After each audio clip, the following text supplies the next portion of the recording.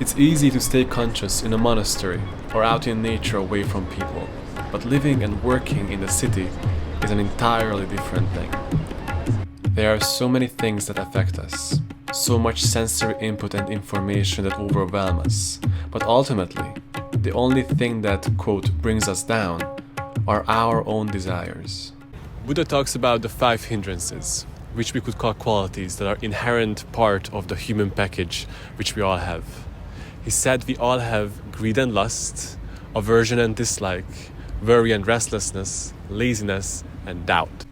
In many ways, city life and modern Western culture feels like a social experiment about what happens if we submit to these tendencies and live a life under their mercy. Let's look at the first one, greed and lust. It's an easy one to notice.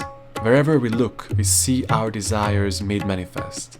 And the whole system is designed in a way for you to get what you want as quick as possible, so you can move on to the next object of desire, and you can live a whole life that's sole focus is to satisfy your desires. But don't get me wrong, I'm not saying cities are bad because of this. On the contrary, there is no better place for you to face your craving directly and see how it works, see its mechanics, see how it creates attachment and with it suffering. So in this light, in the light where we could see all these hindrances as opportunities for our growth, let's look at the next one, which is aversion and dislike. There are many things we want to push away, and the biggest challenge for us is to be with and accept what is present right now. Because what's present right now is suffering. If you walk around with eyes open, you can't miss it. It's present both on the surface level and on the internal level as well. We only have to scratch the surface a bit for anyone to reveal how much pain is actually inside them. And that's why it's not comfortable to get into deeper topics when we are with friends, and why we close our hearts down instead of taking the courage to look at reality. We walk by the homeless, avoiding eye contact, and create places for the elderly, where we seclude them so we don't have to deal with our own fear of death and decay. The only way to overcome aversion is to see it, see how it works, and see this voice inside us that says no and pushes away.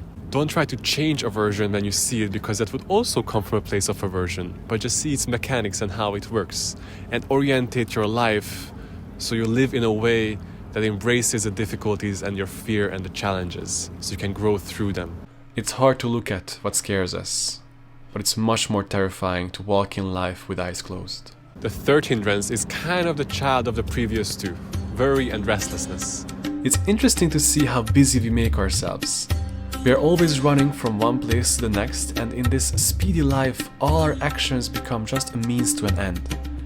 We can realize the reason for our constant rush once we take a moment and try to stay still. Most of us would jump up because of how agitated we would feel after a minute.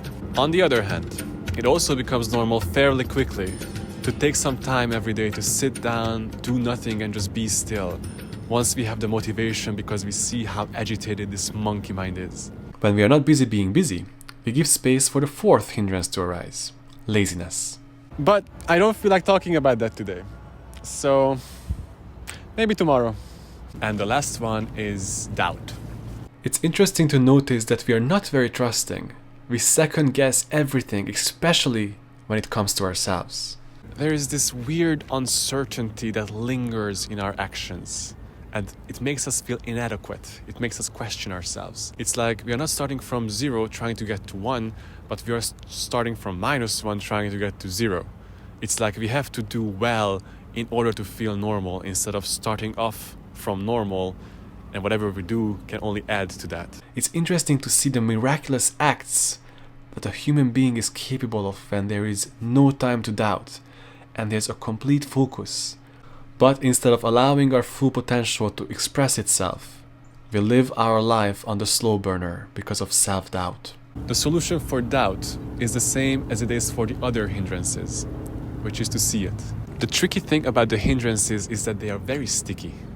It's like the fastest glue there is, because it immediately attaches a sense of I to the experience. Meaning, the moment they arise, it's very difficult to see things as they are. Suddenly, it's not just there's a lot of sounds. It's, I don't like the noise. It's not like, wow, beautiful girl, it's, I want her. And it's not just thinking, it's, I think. You know? The reason why Buddha talked about these hindrances is to help us extricate ourselves from them by not taking them and ourselves so seriously. So it's like, craving, doubt, dislike, just seeing it for what it is. And the moment we see them, we have the choice not to act out of a reaction, but to act out of a free space that is free from these forces, these hindrances. And the city is a wonderful place to practice this game of becoming free. To learn how to live a life that is not a shallow roller coaster of attractions and aversions, but a life that is fully lived without fear.